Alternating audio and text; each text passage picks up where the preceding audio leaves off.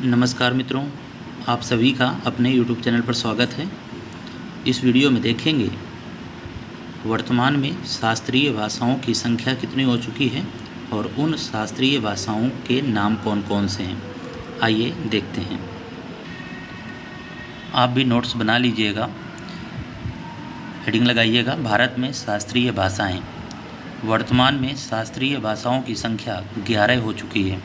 याद रखिएगा, सबसे महत्वपूर्ण प्रश्न यही बन सकता है कि भारत में वर्तमान में शास्त्रीय भाषाओं की संख्या कितनी है, तो 11। शास्त्रीय भाषाओं की संख्या कितनी है? 11, याद रखिएगा। अब देख लेते हैं शास्त्रीय भाषा कहते किसे हैं। कभी कभी कथन और कारण जो आते हैं प्रश्न में, वहाँ पर पूछ लिया जाता है। शास्त्रीय भाषा वह भाषा है जिसकी एक स्वतंत्र साहित्यिक परंपरा हो और जिसमें प्राचीन लिखित साहित्य का एक बड़ा भंडार हो। सरल शब्दों में आपको बताएं तो एक साहित्यिक परंपरा हो, स्वतंत्र हो, यानी जो ये भाषा है किसी अन्य भाषा से इनके शब्द ना आए हों या ना मिलते जुलते हों, यानी स्वतंत्र हो, और प्राचीन लिखित साहित्य का एक खूब बड़ा भंडार हो, वो होती है शास्त्रीय भाषा। देख लेते हैं सबसे पहले कौन सी भाषा को शास्त्रीय भाषा का दर्जा दिया गया था। ये ईयर आपको याद रखने हैं।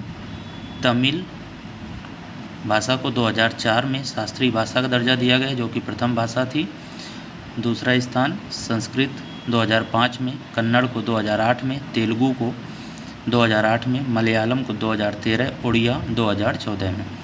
ये 6 भाषाएं थीं पहले। इसके बाद देखते हैं 3 अक्टूबर 2024 को कैबिनेट ने मंजूरी दी और मराठी, पाली, प्राकृत, असमिया और बंगाली, इन भाषाओं को भी शास्त्रीय भाषाओं का दर्जा दे दिया है 2024 में। तो ये जो भाषाएं आप देख पा रहे होंगे, मराठी, पाली, प्राकृत, असमिया, बंगाली, इन्हें 2024 में शास्त्रीय भाषा का दर्जा दिया गया।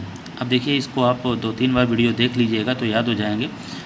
तमिल, संस्कृत, कन्नड़, तेलुगु, मलयालम, उड़िया, मराठी, पाली, प्राकृत, असमिया, बंगाली, ये 11 भाषाएं आपको याद रखना है। सन भी याद रखने हैं, 4-5 इस तरह से याद रखिएगा, 4, 5, 8, 8, 13, 14, इसके बाद 24, ठीक है, याद रखिएगा।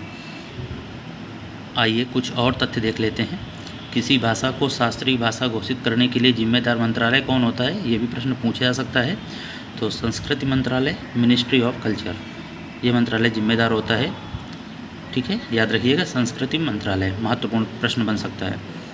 चलिए यहाँ से भी देख लेते हैं तथ्यों पर आधारित प्रश्न।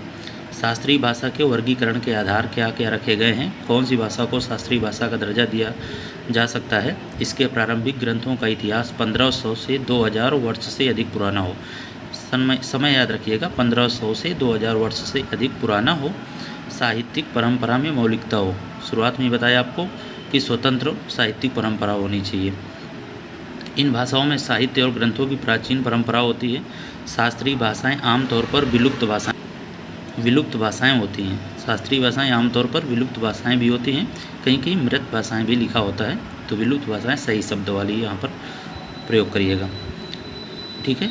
अब आपके मन में आ रहा होगा कि हिंदी यहाँ पर क्यों नहीं है, जबकि इतनी यहाँ पर बोली जाती है और राजभाषा का दर्जा भी दिया गया हिंदी को, तो क्यों नहीं है। आपको बता दें, स्वतंत्र साहित्यिक परंपरा हो। आपने देखा शास्त्रीय भाषा की विशेषता क्या है, स्वतंत्र साहित्यिक परंपरा हो। जो कि हिंदी है, उसके अधिकांश शब्द आपको संस्कृत से आते हुए मिलते हैं, यानी संस्कृत से आते हैं। जैसे आम्र का आम हो जाता है, इस तरह से हिंदी जो है वो स्वतंत्र नहीं है, बल्कि संस्कृत से हिंदी के शब्द ज़्यादातर वहीं से लिए गए हैं, संस्कृत से, याद रखिएगा।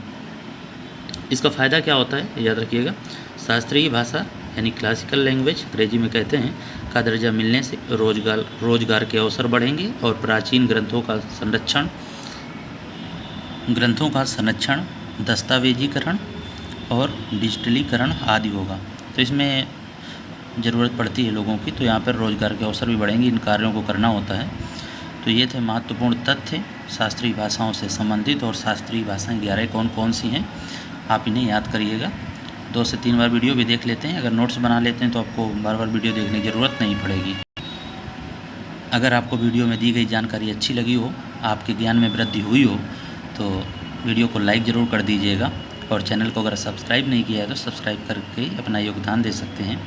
फिर मिलेंगे किसी अन्य वीडियो में नई जानकारी के साथ। जय हिंद।